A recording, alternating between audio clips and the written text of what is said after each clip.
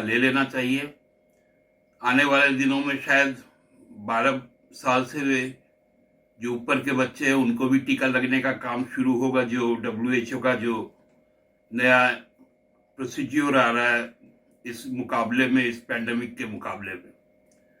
दूसरा, जो हमारा कल का दिन और भी महत्वपूर्ण है, अक्षय तृतीया भी है, समृद्धि का दिन है। हर लोग समृद्ध हो, हर लोग खुशहाल हो, ये हमारी कामना भी है। क्योंकि कल एक और भी बड़ा दिन है, वो है जो हमारे अल्पसंख्यक भाई बहन लोग हैं, 1 महीने लंबे चले रमजान के बाद कल का दिन ईद का दिन है, खुशी का दिन है। सबको बरकत मिले, सबकी खुशहाली हो, समाज से कोरोना भागे, इसकी भी दुआ लोग अपने अपने घरों पे ही रह के करेंगे। ईद का नमाज जुमा में हो रहा है, तो आपको सुबह ईद का भी नमाज पढ़ना है और जो जुम्मा का नमाज है वो भी पढ़ना है। और दोनों नमाज कोरोना को भगाकर अक्षय तृतीया के दिन सबकी समृद्धि के लिए हो, उसी को समर्पित हो, यही मैं आशा करूंगा।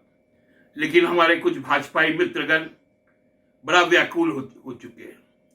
जब वो पूरी तरह से पूरे देश में भाजपा की पोल खुल गई है, भाजपा शासित, चाहे वो उत्तर प्रदेश हो, चाहे वो बिहार हो, चाहे मध्य प्रदेश हो, लोगों को मरने के बाद जल में सीधा प्रवाहित कर देने का जो अमानवीय चेहरा सामने आ रहा है, जो रिपोर्ट सामने आ रहा है कि गंगा जैसे पवित्र नदी को जिस प्रकार से दूषित किया जा रहा है, जिसको हम लोग पूरे देश का हॉटलाइन कहते हैं, जीवन रेखा कहते हैं, उस जीवन रेखा को जिस प्रकार से प्रदूषित करने का काम किया गया, यह अक्षम्य अपराध भारतीय जनता पार्टी के द्वारा की जा रही है। और उसी का प्रतिफलन है कि आज हमने देखा, कई जगहों पर सुना कि भाजपा के मेरे मित्रगण 13 तारीख से 16 तारीख के बीच में कुछ असमंजस की स्थिति पैदा कर रहे हैं। फिर वही सांप्रदायिकता का जो असली रूप है भाजपा का, वो सामने आ रहा है। ये सीधी तौर पे कहा गया है सरकार की तरफ से कि 16 तारीख को सुबह 6 बजे के बाद कुछ नई पाबंदियां लगेंगी, जहां जो इंटरस्टेट ट्रांसपोर्टेशन है वो बंद होगा, जो इंट्रा जो जिलों में चलने वाली वाहनें हैं, जो एक्टिविटीज है, उस पर रोक लगेंगी, और कुछ नई पाबंदियां और लगेंगी, जैसे लोगों को होम क्वारंटाइन होना पड़ेगा, जो भी बाहर से लोग आएंगे, इस तरह की कुछ सख्त पाबंदियां लगाई गई है। लेकिन इसका मतलब ये कतई नहीं है कि 13 तारीख से 16 तारीख तक किसी भी प्रकार की कोई छूट दी गई हो। जो अभी वर्तमान में पाबंदियां हैं, जो 2 बजे तक की दुकानें खोलनी है, जिस तरह से लोगों को 5 के समूह से ज्यादा नहीं बनाना है, उसी तरह का ही प्रैक्टिस चलेगा।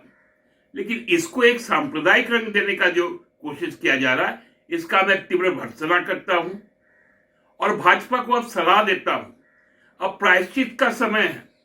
इस प्रायश्चित के समय को ना गवारा होने दे और लोगों के बीच में जो जज्बा आज हुआ है पैंडेमिक से लड़ने के लिए, कोरोना महाविपत्ति से लड़ने के लिए, उसमें साथ में आए।